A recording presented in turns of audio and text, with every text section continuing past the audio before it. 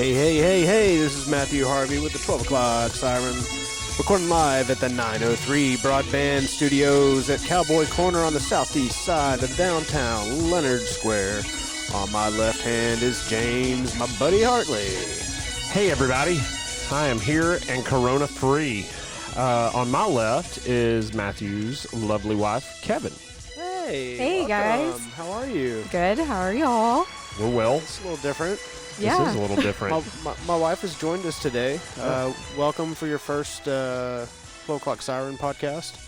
Yeah. She has, we're doing a kind of a 2 of 2, I think, Corona podcast, and then we're going to be hopefully done with this topic and move on to some things. But she has spent a lot of time, 15 years or so, in the emergency room staffing industry, and has made some pretty good connections with some doctors in the emergency rooms, and has lined up somebody for us today that can give us a little insight on that. So I want you to just give us a little bit of background on what you got here. Sure. So Dr. Kakli works at the company that I previously worked for. He works in the front lines in the ER in a couple of hospitals down south in Campo and Bellville.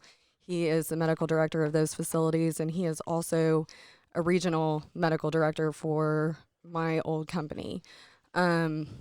He's done a lot of things, but ER is kind of his thing. And personally, after 15 years, I've worked with a lot of physicians.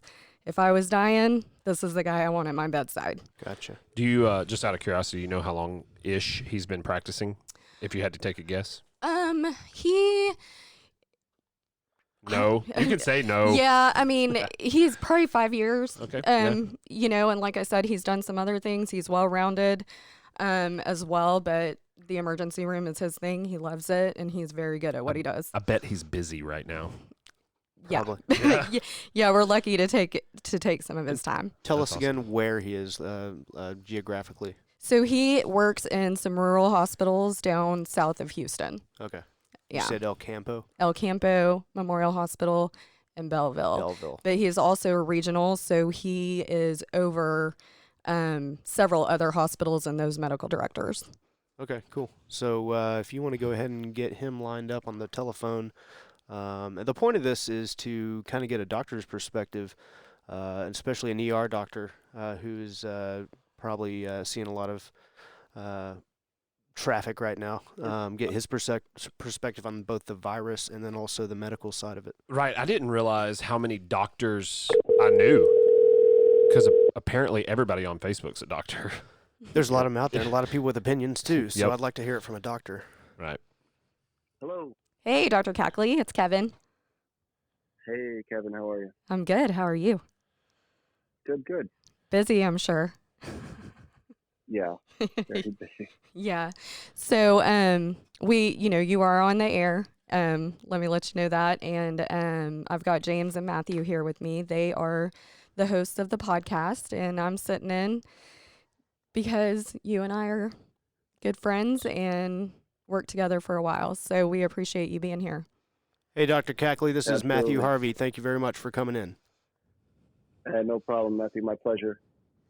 Hey, Doc, this is James Hartley. We thought, I think Kevyn shared some possible questions we were going to ask you, and we were just wondering if we could kind of get started on that. Yeah, I'm here. You guys can pick my brain, and hopefully I can shed some light on a lot of things that people are worried about. Yeah, so Kevyn told us you're down there in El Campo, Bellville area, and we wanted to first off get your opinions and experience on what's going on in the emergency rooms that you're seeing. Both first off, people coming in to get tested or whatever the situation may be, what you're seeing questions that you're getting, and what your coworkers are saying too.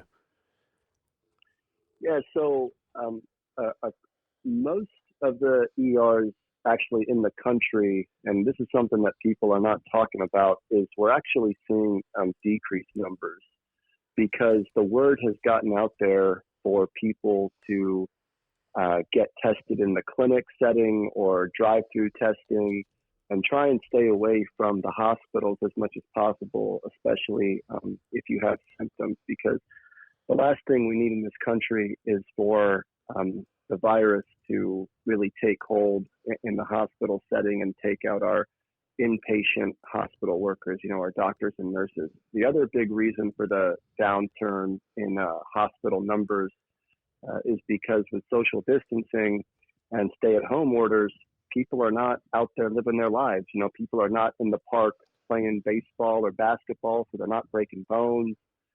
People are not driving as much, so trauma numbers are down. And this is at big and small hospitals alike. In the Methodist Hospital, one of the Methodist hospitals in Houston, their ER numbers are down 40%. Just spoke with one of their representatives. At my hospital in Campo, numbers are down, 25, 30%. So this is good and bad, of course. Good because people are following the social distancing guidelines and people are not, out and about as much. But hospitals are really suffering, and time will tell if this recent stimulus package that was passed has enough money in it for to keep the hospitals open. The other big problem is a lot of places have canceled elective surgery. So ER numbers and elective procedures are a big source of revenue for hospitals. So a lot of hospitals are really sweating bullets right now, and we don't really know how this is going to play out.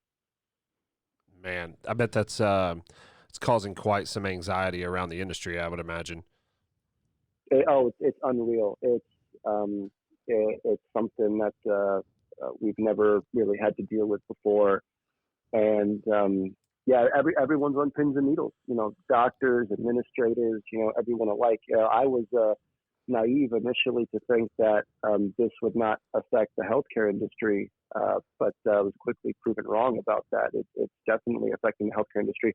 And, I really feel for a lot of my colleagues who have outpatient practices, for example, ophthalmologists, who make their living doing cataract surgery or retina surgery. All that stuff is being put on hold. A lot of, specialists who do procedures like that have had to close their clinics, lay off their workers. It's unreal that what the decisions that a lot of people have had to make. These doctors' offices, they're small businesses too, and I don't know. We really don't know what's going to happen. It's a really scary time for the medical community in terms of that. Not just to talk about the health care Sure. issues and the virus itself, which I know we're going to talk about. Well, speaking of that, just, from your perspective and your anecdotal experience, what are some of the top questions you're seeing being asked to you from, loved ones or patients or concerned, the top couple of questions? So the top questions are, do I have it? That's the number one question. The number two question is, I was sick recently. When can I, when am I not sick? When am I not contagious? When can I go back to work? A lot of people are itching to get back out there. So I'd say those are the two main questions. And regarding, do I have it? This virus, we're just learning that it has a wide variety of symptoms. It just came out recently that, loss of sense of smell and taste can be consistent with the coronavirus. Some people are having just GI symptoms, nausea, vomiting, diarrhea. The fever, from last I saw, is 80% of people have fever, so that means 20% of people don't have fever. And as rampant as this virus is, that means that a lot of people aren't going to have fever and have the virus. And at the end of the day, we have so many people who had no symptoms and tested positive. So when a patient asks me, do I have the virus? The best answer that I can give them is, I don't know, but act like you have it. Sure. Because what I want everybody to understand is that this is a monumental event in the course of our species. We have now been introduced to a virus that none of us had ever seen before. And this virus is going to take a hold in our population. And that's the whole concept of flattening the curve. We cannot prevent people from getting infected, but we can do our best to draw out the amount of time in which people get infected. I'd like to take maybe a little step back and where does the virus come from? Just to give us a platform there. Where does it come from, and how does it get to the point where it is today? So this has been something I've done a lot of reading about, and we don't know for sure, but extrapolating from other viruses, we think this is what we call a zoonotic infection, meaning that it originated in animals. And we think it originated in bats, fruit bats to be more specific, because other viruses that we've seen came from bats. I think bats are just, they spread a lot of viruses. Rabies is common among bat species. There's other viruses out in the Pacific Islands that are seen in bats. So we think this came from bats. And one interesting theory that I've heard that makes a lot of sense to me is that with, our species, the human population growing and our population increasing, we've had to move and live in different parts of the world that previously we didn't live. And because of that, we've come into contact with animals or colonies of animals that we previously had no interaction with. So that's probably how this happened. We don't know if this was a previously known strain of coronavirus that mutated, but we don't think so. It seems like this is a completely new strain of coronavirus that we've never seen, and it looks like it came from bats. So not a mutation, but a naturally occurring. Yes, that's what we think. That this was a virus that was just naturally occurring, was probably deep in some forest or jungle in China somewhere, and as the human population grew and came into contact with them, we got it from them. We got it from animals. So you wouldn't recommend the bat sushi then? No, please stay away from that. Yeah. Well, going back to the questions that you were being asked and the do I have it and when can I go back to work? If you do get sick, right? I mean, if I start feeling poorly tomorrow and I'm kind of symptomatic, are there any things I can do to treat the symptoms, or should I go get tested right away, or what's kind of your advice on that? Right. So in a perfect world, we would all be taking a test and have taken it. Like every single individual on planet Earth would be tested. Sure. But obviously that's not feasible.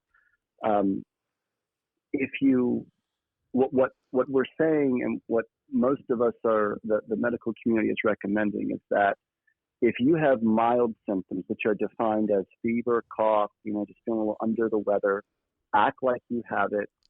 Not just socially distance. Social distance is on the mild end of the spectrum. You want to do what we're calling quarantine, self-quarantine. That's much different than social distancing. Sure. So self-quarantine means pick a well-ventilated area in your house, far from other people, and limit the amount of interaction you have with people in your home. And if there's one person that has to give you food, they leave food on the outside of your door, and it's the same person, just to minimize the number of people that come into contact with you. And I understand that, there may be people doing that who may have just had influenza or strep throat all along, which is why if you can get tested for those things, it's much easier. We have a much bigger supply of those testing kits available. But ideally, if you can get tested, you should get tested. And there are private clinics, doctors' offices who are getting more and more testing supplies, testing kits. But I recently was speaking to one of my other colleagues that they're sending the collected samples to the labs. The labs are so backlogged, they're not getting results back for 11 to 12 days. So that's another big problem there. But in the meantime, you have to act as if, let's say you can't get tested, the things that you can do. So we talked about self-quarantine in your home, minimize the number of people who come into contact with you. And I'm telling people the same thing I tell everyone, is do all the things that can support a healthy immune system, which is 8 hours of sleep a night, drink plenty of water, well-balanced diet, a little bit heavier on the protein side of things, and take a multivitamin every day. And if you can get outside, and exercise. Those 5 things we all know with clinically supported evidence support a healthy immune system. Those are all things to do to prevent. But if you get sick, then it's about staying indoors, quarantine, well-ventilated area, minimize the number of interactions you have with other people, and do all those other things we talked about, minus the going outside and exercising, but do the remainder of those things.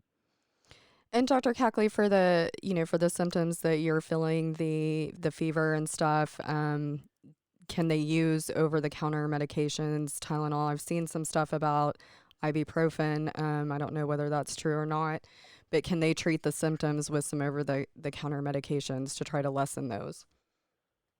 Yeah, absolutely. The point about fever, we looked at some data from Italy, and we saw that a lot of the patients who did poorly in Italy had been taking ibuprofen for their fever, and the ones that had better outcomes had been taking Tylenol or acetaminophen, or Europe calls it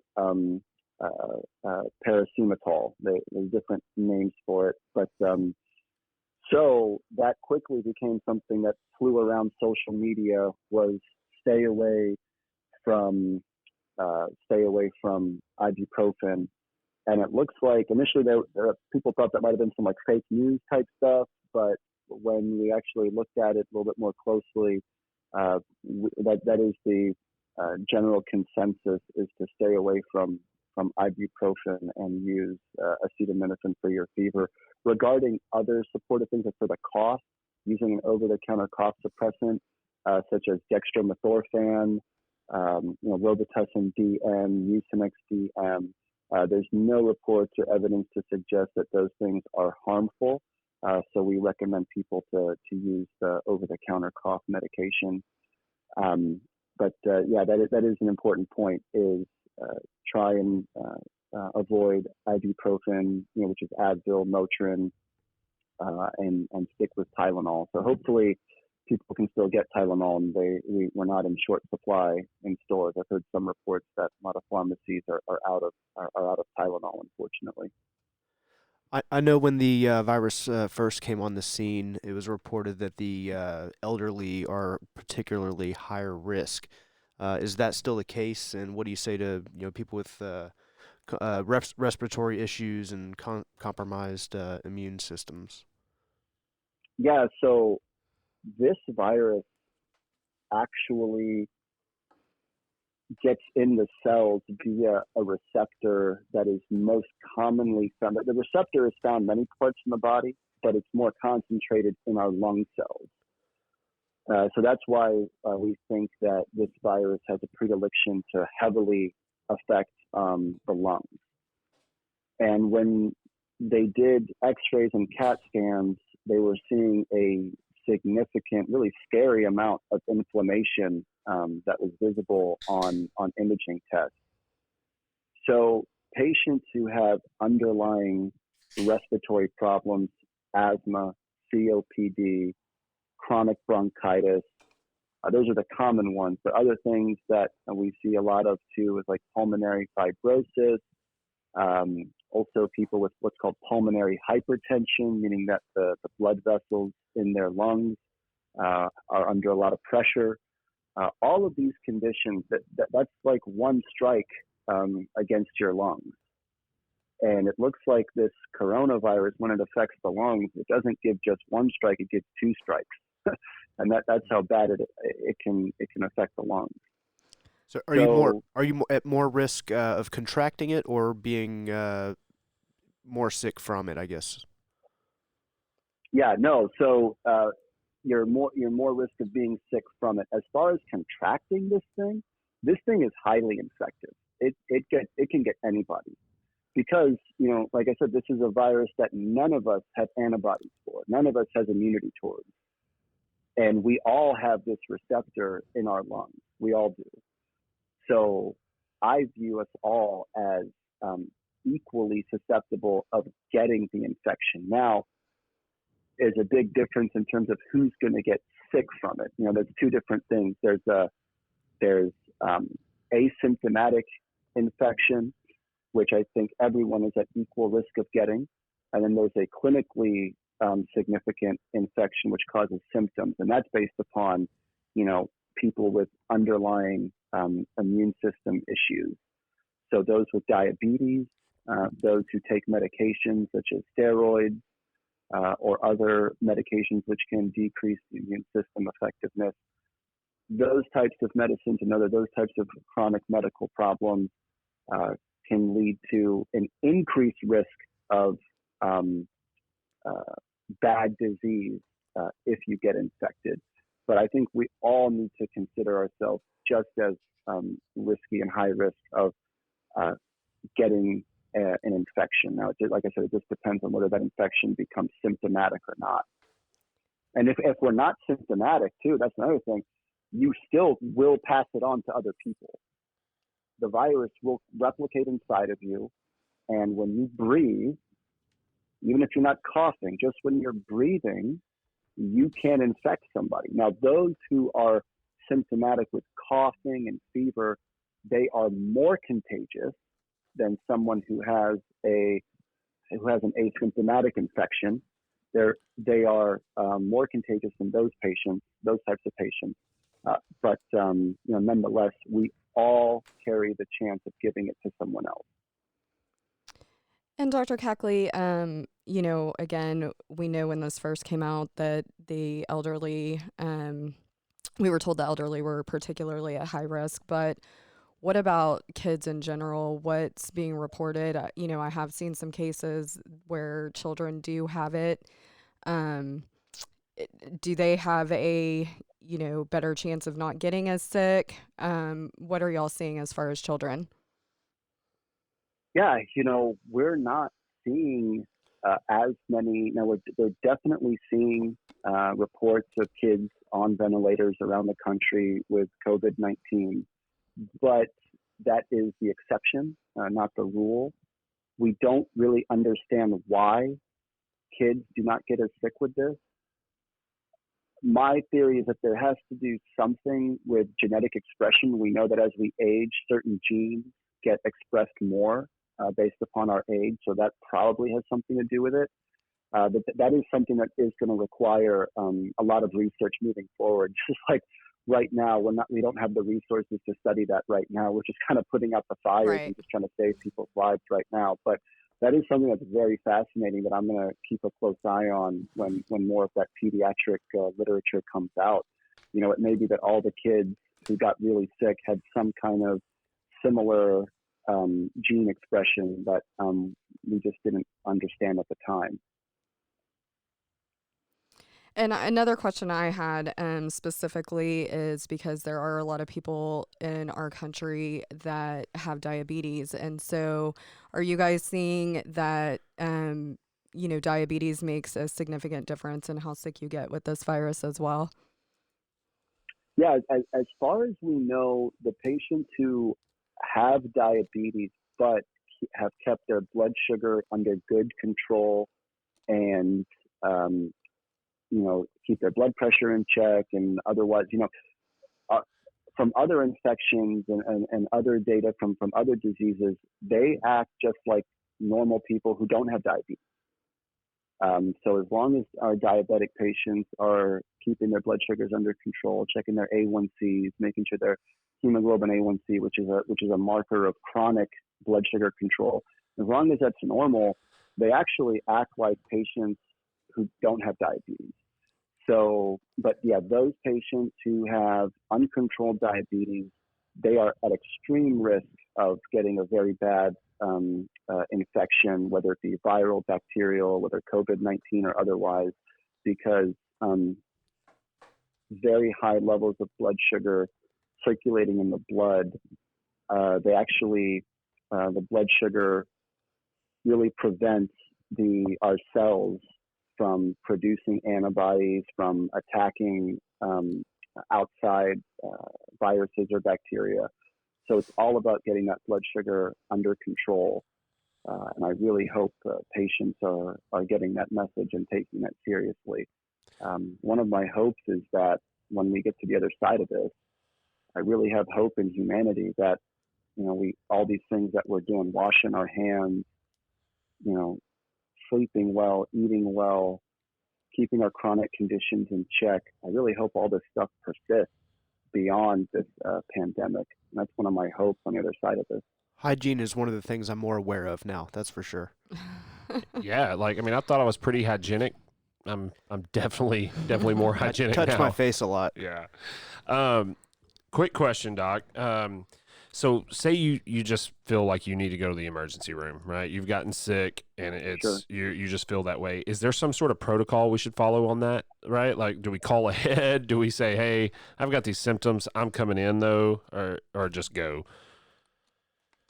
Yeah, it's always nowadays it's always good to call ahead Sure. because a lot of ERs we use what we call negative pressure rooms, where there is a vent basically sucking up the air, and we need to prioritize those rooms for patients with suspected COVID-19. Prior to COVID-19, we would really use those what's called negative pressure rooms. The biggest indication was if we suspected someone had tuberculosis. Oh my and gosh. We don't really care about tuberculosis so much anymore. All we care about is COVID-19. So we need to plan ahead and know which patients to use in those rooms. And if we have, 2 or 3 patients at a time, that's when things get even riskier because a lot of ERs only have 1 negative pressure room. Some are lucky to have 2 or 3, but it's always good to call ahead. And, if a patient calls ahead to the ER and I speak to them, I ask them what their symptoms are. And I say, if they're having fever, cough, that's okay. I ask them very specifically, are you feeling short of breath? Meaning when you get up and go up a flight of stairs or walk to the bathroom, do you feel like you have to stop? Do you get winded? Do you feel like you need to catch your breath in order to continue? Or do you feel, the worst situation is when you're just sitting down watching TV and you feel like you can't breathe? That is the situation where, yes, you absolutely need to seek immediate medical attention, preferably in an emergency room, because we don't know whether or not that shortness of breath is going to stay as it is, just as a bad feeling, or if it's going to progress to the point where you need to be put on a ventilator, have a breathing tube put in your throat and put on a ventilator. We don't know who's going to go that way. I thought that was just because I had bad cardio, sitting in my recliner watching TV, shortness of breath. Yeah. A couple questions here between the incubation period and just the virus lasting a certain amount of time. What is kind of the time frame we're looking here? Like for a healthy adult, 35 years old, you're fairly healthy, you get it. What are we looking at? So let's say you come into contact, we call it the inoculum, the viral inoculum. A lot of that's going to depend on how big the inoculum is. And if you get a lot of the virus, there's going to be a lot more starting virus to replicate. But the literature is showing us anywhere of an incubation period from when you get exposed to when you can start showing signs and symptoms, and when you can actually breathe out the virus and really become highly contagious to other people is probably a week to 2 weeks from when the virus first enters your body. Maybe as short as 5, seen somewhere as 3. But most viruses are in somewhere in that time frame. It's probably not as soon as 3 days. It's really unheard of for someone to come into contact with an infected person, and then the next day they start to have a fever. That's usually not how it works. It's usually a week out. Awesome. And explain, Dr. Kakli, from my understanding, you were saying the amount of virus that you, I guess, contract, and that's part of why social distancing is in place and not congregating is in place, because even if you come in contact with somebody that has it, you're not coming in to contact with 200 people that might possibly have it, and that's why this is so important. Is that correct? Yeah, and I think that's why we're getting these reports of these younger kids getting sick, because it's possibly because they're not socially distancing at all, and they're probably coming into contact with dozens of people who have the virus in a short period of time. So their inoculum, their viral inoculum, is much higher. And I think that's why we're getting reports of some of these young, otherwise healthy patients getting so sick, is because their what we call viral load is the official term that we use, is possibly it's just so much higher that it overwhelms their immune system and they're just unable to fight it off. That's the prevailing theory at the time. And I want to give an example. I first got, when I got really, really scared and started to respect this virus when the news reports came out about the Seattle or the nursing home in Washington State. Now, we see flu outbreaks in nursing homes. We see it. But let's say you have a nursing home that has 100 residents. If I was to give the flu to one resident in that nursing home, maybe 4 or 5 residents of the nursing home would get it, and it would be those residents who lived close by that resident. Like, it wouldn't be the ones on the floor above or the floor below. We don't typically see huge flu outbreaks in nursing homes like that, but we do see some, mild person-to-person spread, some lower numbers. What happened in that nursing home in Washington State was out of a little over 100 residents, about 60 got the virus, 30 employees, and 20 residents, 13 were confirmed dead from COVID-19. And there was another 12 or 13 where the autopsy was pending. But if you just take it as 13, as an example, I challenge any doctor who does rounds in nursing homes to come forward and say that they've seen a flu outbreak in a nursing home kill 13 people. It's just unheard of. So that's when I realized that this is not the flu. This is something much worse. It's difficult to get the data from China because I don't know what the Chinese healthcare system is like. I don't know, what kind of access to, hospitals and public health they had.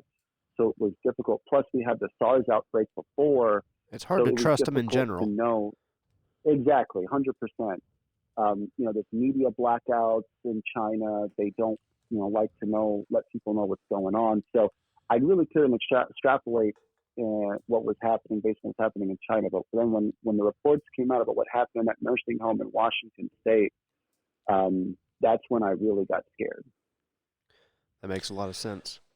Well, and I may have missed this, and I'm not very bright here, but how are you tested actually?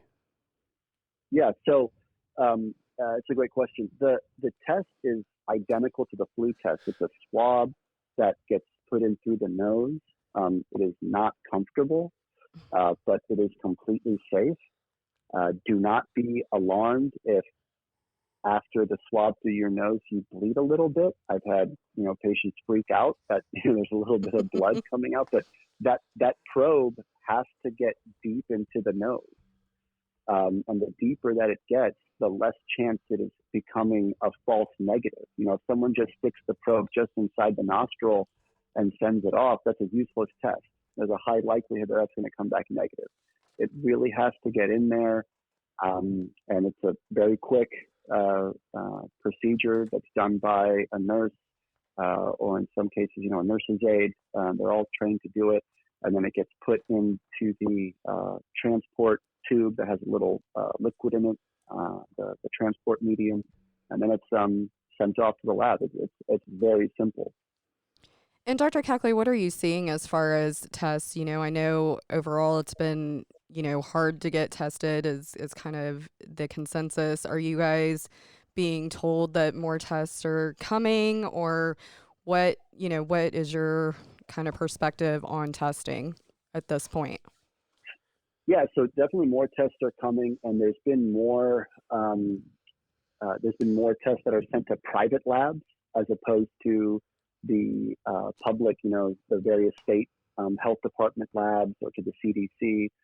We're really seeing the private labs step it up. And that's what we need. We need a kind of a partnership between the private and public sector in order to get more testing out there. It is, and unfortunately, this is just the way the world works. It does depend on your ability, whether or not you have insurance. Because let's say you have a patient who meets the criteria for testing. Well, if they have insurance, then the test can get sent to a private lab, and the private lab will bill their insurance. If they don't have insurance, the private lab is under no obligation to test that patient for free. They can charge the patient cash, and I've seen quotes, like $100, 70 to $100 to get the test done if you want to pay cash. So the private lab can charge the patient cash, but they're under no obligation to do it for free. So if a patient does not have insurance, but they meet criteria for testing, they're forced to go to and if they don't want to pay, they're forced to go to a public testing center. Like, for instance, Harris County has set up a few drive-through centers, so they would have to go there. But when they get sent to those labs, we know that the wait time for those public testing labs is so much longer than the private labs. And that's like the 11, 12 days that I was talking about. When it gets sent to a private lab, they're reporting turnaround times of 48 hours. But of course, as testing gets more rampant and more people get private testing done, I'm sure we're going to see those wait times, increase as well. We're seeing a lack of swabs and a lot of that sort of stuff. From a ER doctor's point of view, how are the hospitals handling in the supply chains for your routine kind of things, gowns and masks? And I've seen people making masks too. Is that effective? I mean, or is it a waste of time? Yeah. So regarding the supplies for the viral testing, the swabs and that transport culture medium, those are coming in more. The bigger problem right now is what we call the PPE, or personal protective equipment. Where it looks like we have enough gloves. Gloves aren't a problem. Gowns are not as much of a problem, although they are becoming more and more of a problem. The biggest problem is masks. We call it the so-called N95 respirator, but even not just that, it's the more simple surgical masks that, for instance, a surgeon would wear in the operating room. They wear a mask that's not as heavy duty as the N95, but it's still very effective. Even those masks are in short supply. Now, there's a lot of people making cloth masks.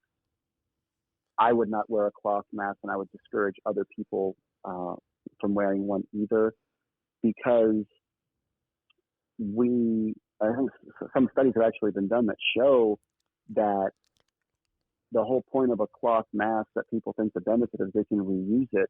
Well, that kind of defeats the purpose of it, because the virus can live on a cloth surface, and also the pores, or the porosity of a cloth is much more than the industrial made either N95 or the surgical mask.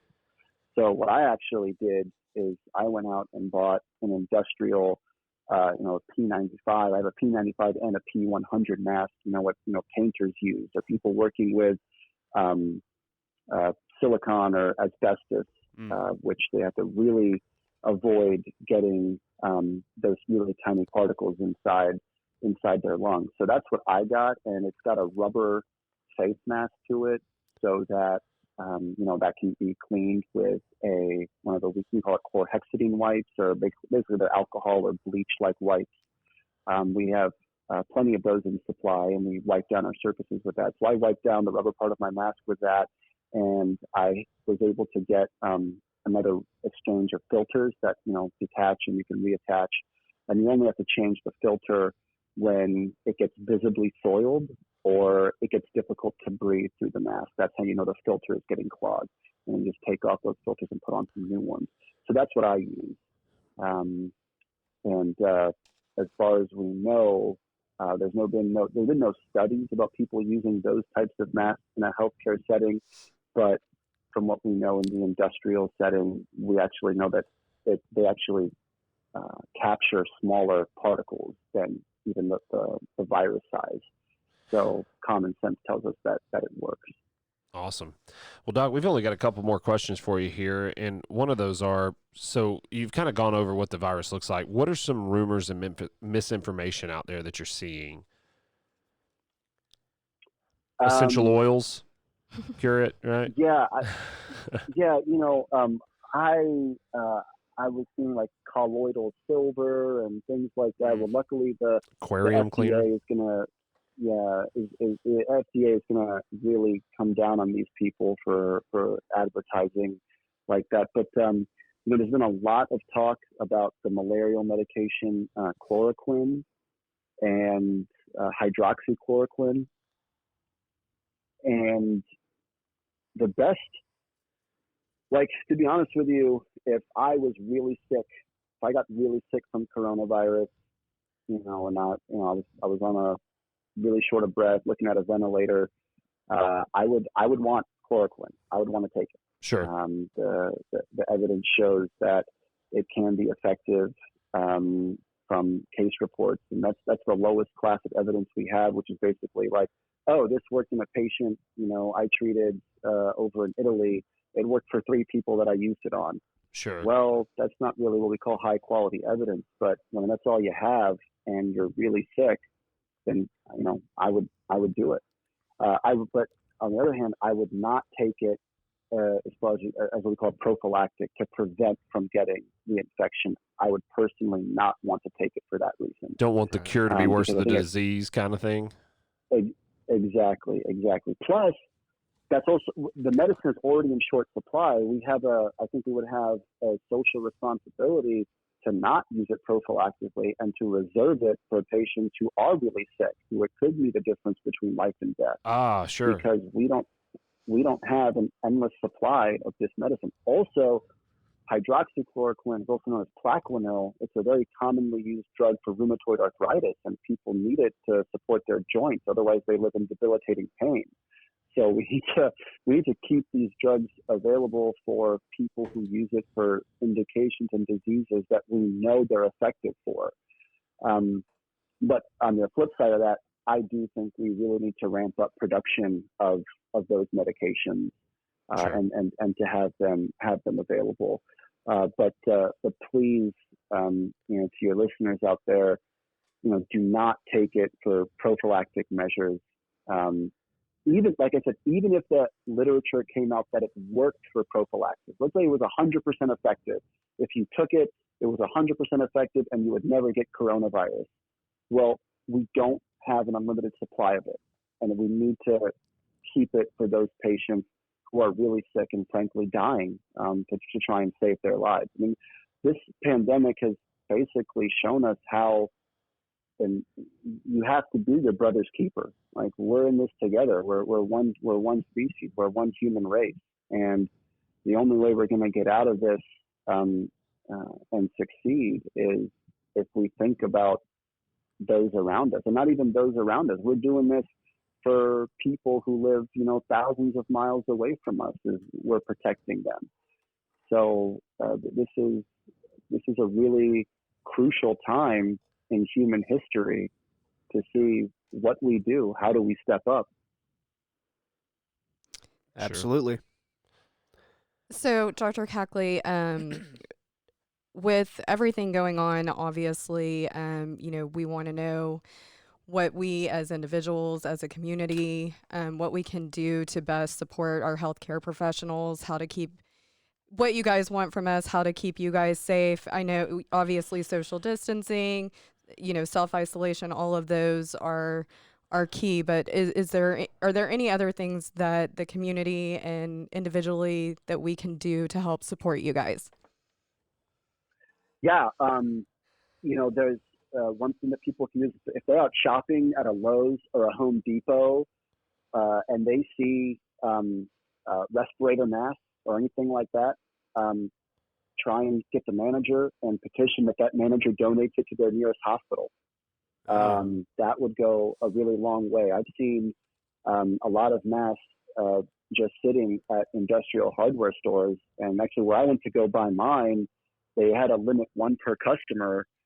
And I showed up in my scrubs, and I'm like, look, I'm an ER doc. I really would like to have two, if at all possible. And they were like, sure. I was like, thank you so much. But it still kind of bothered me that they were just sitting out there next to the register. Those need to be donated to a hospital. Absolutely. And they're still out there at various stores. So that's one thing.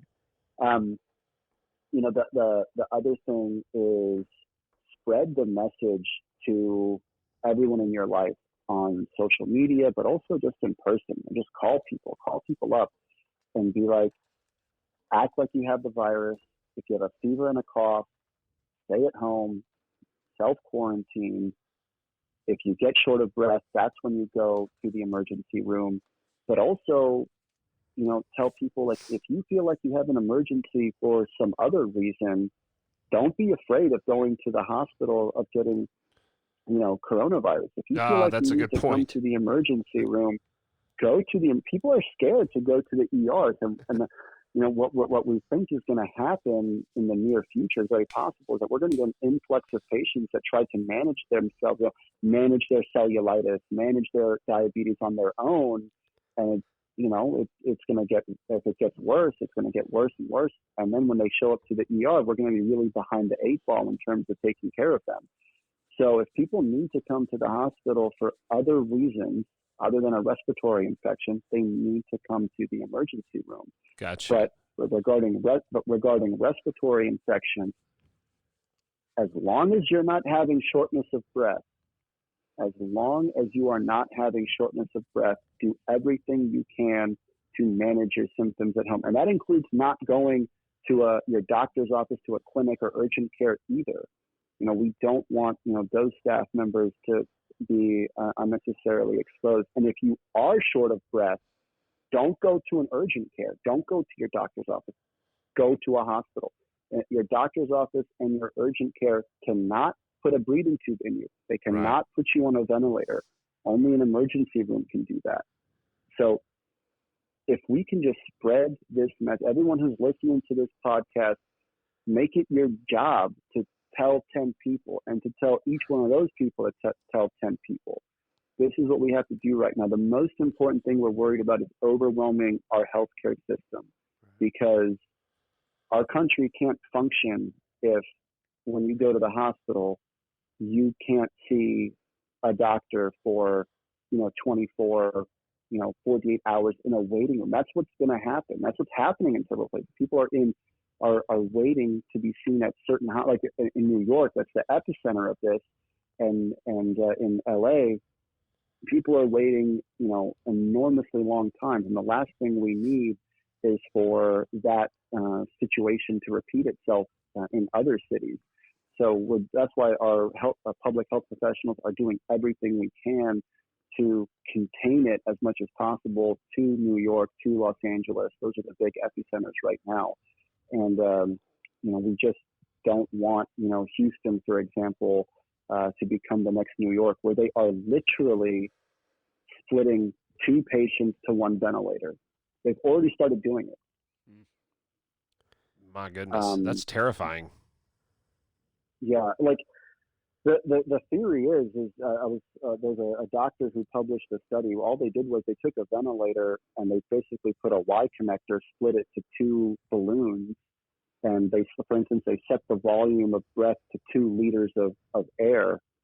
Is that and enough? Each balloon, it's actually more than enough. And you typically need like 500 to 600 milliliters per breath, just a single breath. So what they did was, for example, they took 2 liters and they split it to actually 4 balloons, and they found that basically each balloon got 500 milliliters, or so exactly 1/4 of 2 liters. But the caveat is that the length of the tubing was the same and the balloons were identical. When you hook up 2 patients to the same ventilator, their lungs are different, their lung size, their lung stiffness. So you cannot guarantee that the patients are getting the exact amount of air you want. Because when you set up one person on a ventilator, I set the machine to, let's say, 600 milliliters of air, and it will give 600 milliliters of air every breath without fail to that one set of lungs that it has to. So when you set it up to 2 patients and you set it, let's say I want each one to get 600, so I set it to 1,200, I can't guarantee that each patient's going to get 600 because, like I said, the lungs are different. So air, just like water, will take the path of least resistance. So the person whose lungs are slightly less stiff, they're more pliable, they'll actually get more air than the other patient. So it is obviously less than ideal, and we would never, ever do this. But like I said, hospitals in New York have no other choice. They are literally waiting for ventilators to get shipped in from other parts of the country. And we just have to prevent that from happening in other cities in the country. We just have to prevent that from happening. Wash your hands, social distance. If you're sick, self-isolate. Self-isolate. Yep. Well, I think Go ahead. Go for it. I know a lot of people are worried about the economy, and frankly, I am too, 100%. I think this is going to be the time where we're going to have to take care of each other. Yeah. Like literally, know who your neighbors are. Know if they need a supply. If you got Tylenol and they don't, and they got a fever, be charitable. We have to share. Be charitable. Share with your neighbor. I think the best way of getting through this is that we all take care of our own individual communities. Yeah. Like, for instance, I can't worry about what's happening, in Kansas or, in Montana or whatever. But I feel like if I can worry about something, it should be, the people whose homes I can see from my window. Sure. Right. And, these are the people. I think we can get through this if we each take responsibility of getting our own communities through this. And we just treat it at a very local, community-based level. We might have to see, like, if people, God forbid that we don't get the mortgage relief or rent relief. We may have to, bring people into homes bring people into our homes and take one side of the house and take one side. I don't know what it's going to look like, but it's very possible it could come to that. Right. But we're going to have to get through this as a neighborhood, as a community. Well, that's what we're all about. That's what this podcast is founded on for this little community up here. I know you're not a part of our direct community, but you're certainly part of our larger community down in South Texas. We're up in the north. And did we miss anything? Anything that you would think we should have covered that we haven't? No, I think this is great. A great opportunity to get the right information out there. The other thing I want to talk about was alcohol hand sanitizers. Yeah. They work. Okay. They do work. I want people. It's funny. We usually have a bottle of whiskey on the table when we do a podcast, but this time we have a bottle of Germ-X hand sanitizer. And this is the 5th time I've used it in this hour. Yeah. There's reports that it has to be like, at least 70% alcohol. So I don't know if whiskey can do that, but our whiskey can. Germ-X definitely will. Yeah. So, but there's a lot of people with misinformation saying that hand sanitizer is bad for your body. This and that. Well, even if it is, coronavirus is worse, and we know it kills coronavirus. Hey, Doc, let me tell you, that's important. I'm even at the point where I'm burning sage and rubbing essential oils everywhere and everything. He's got this weird crystal medallion he's wearing. Yeah. We're all doing everything we can. That's it. Well, Dr. Kakli, I have said it several times before, but after being in the ER staffing business for 15 years, I went through Hurricane Katrina, I went through Ebola, I went through Hurricane Harvey, and I have to tell you, first responders definitely get a lot of credit, but I'm not sure that you guys get a lot of credit, and I consider you guys a first responder for sure. Definitely a frontline troop. For sure. You guys leave your family no matter what's going on. I've seen physicians go through flooding and their own house being flooded, and this virus is no different. So we appreciate everything y'all are doing for sure. Absolutely. Thank you very much, sir. Yeah. And that's the other thing too about exposing our healthcare workers and the importance of staying home is that, it'd be really, unfortunate for someone to have mild symptoms, but then call 911 and unnecessarily expose, our EMS workers. So Right. like I said, really important that if you get medical attention, like I said, shortness of breath is the threshold where you need to be seen. Vomiting, diarrhea, we know from this virus is pretty short-lived. It doesn't seem to be causing significant dehydration, but the main denominator, the main killer with this virus is the shortness of breath and when it really attacks the lungs. And also the cough. This is one thing I wanted to cover. The cough of coronavirus is not some tickle in your throat or coughing, one time an hour. When you cough from coronavirus, it is a persistent, nagging, horrible cough that you feel is coming from deep within your chest. If you're just, clearing your throat and you cough, a couple times an hour or a few times a day, no, that's not coronavirus. Coronavirus cough is one of the worst coughs you've ever had in your life. It's nonstop. It's deep within your chest and it hurts. It's very different than a lot of coughs that people get. Yeah, a lot like of an people allergy cough or something. Yeah, exactly. And a lot of people are flocking to telemedicine.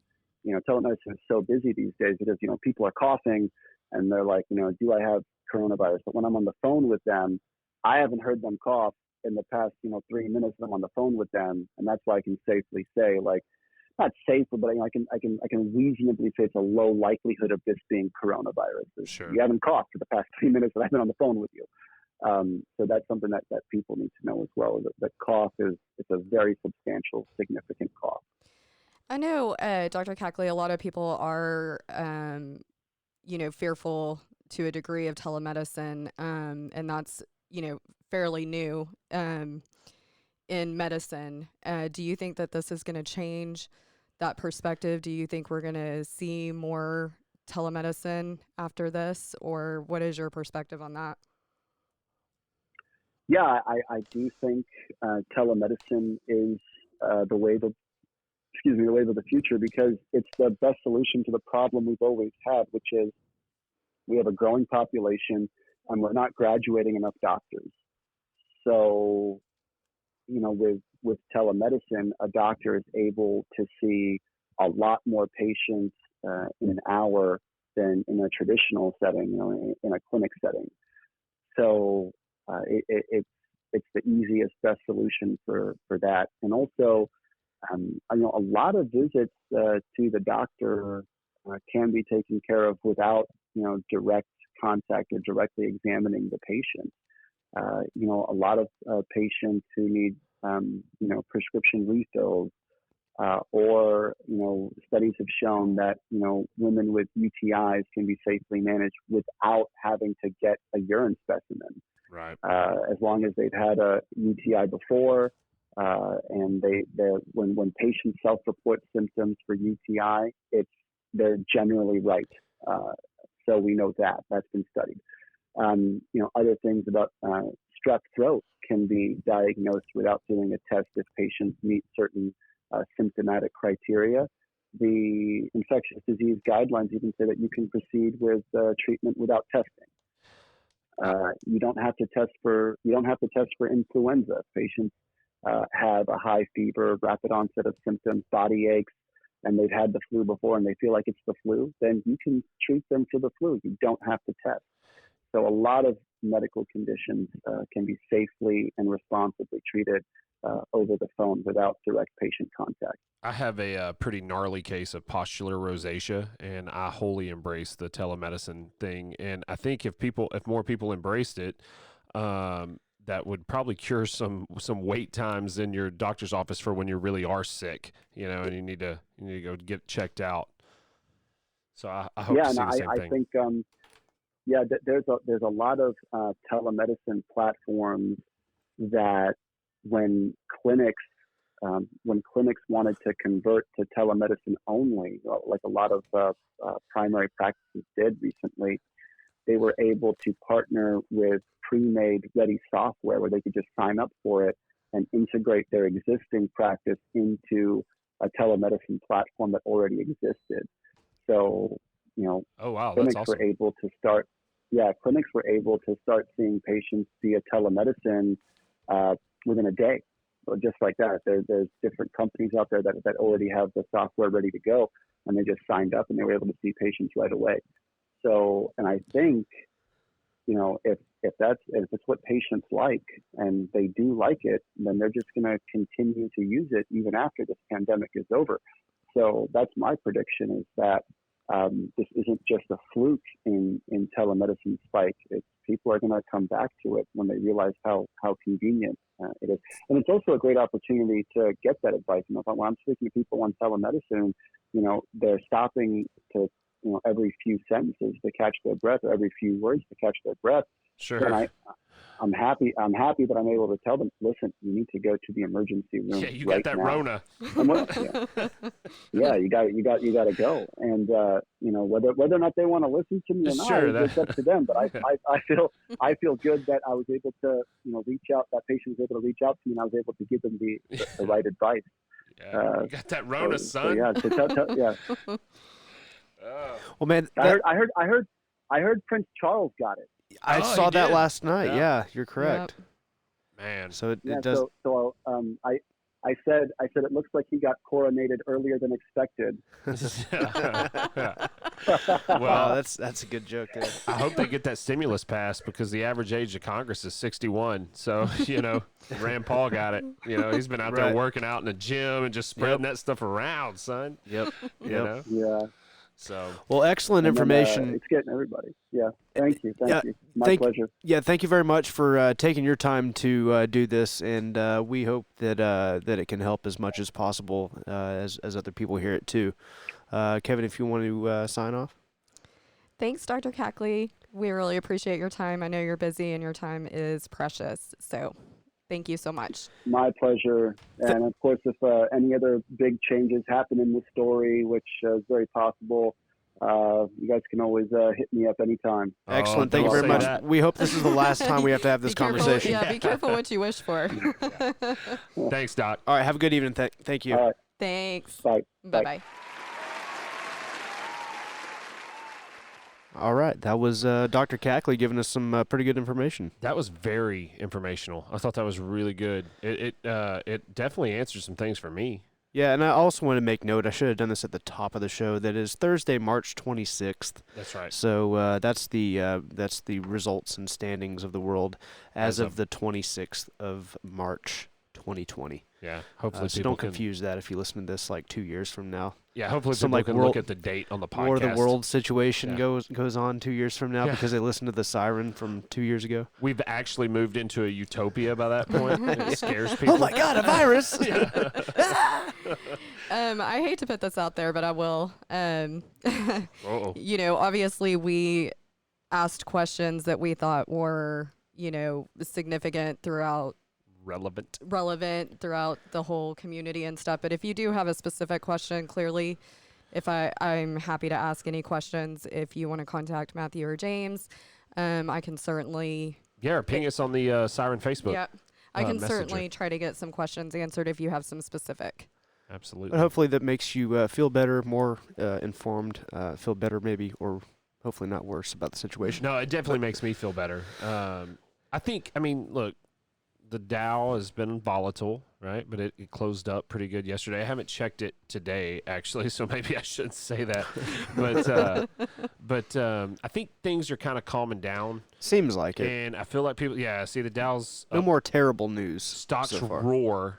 From the Washington Post, stocks roar with Dow spiking 1,300 points after Senate passes $2 trillion stimulus bill. Yeah, I don't but know it where costs that money $2 comes trillion. from. Yeah. That's the They're problem. printing money in Washington. We can't do that too much, y'all. We're $24 trillion in debt now. I guess I don't know. Oh man. But stocks are roaring. I'm kind of anxious to see where the the death toll and the net new cases, where Yeah. when that That's kind of key. equalizes and goes down.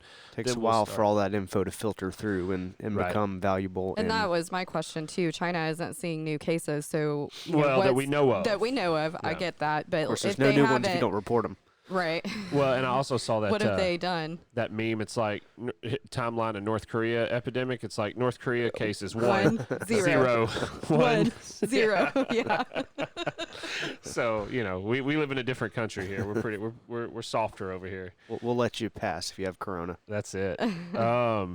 Well, guys, I think that's it. I think that's about it, man. That's an hour and 5 minutes. We had some good, man. Dr. Kakli is going to get a Christmas card for me because I feel better about it after Yeah. that. So, Yeah. Well, Kevin, thanks for joining us. Absolutely. thank you Thanks very much having for me. hooking us up with Dr. Kakli and For sure. setting this thing up. Yeah. For cool. sure. Here's a little Dallas. Nope.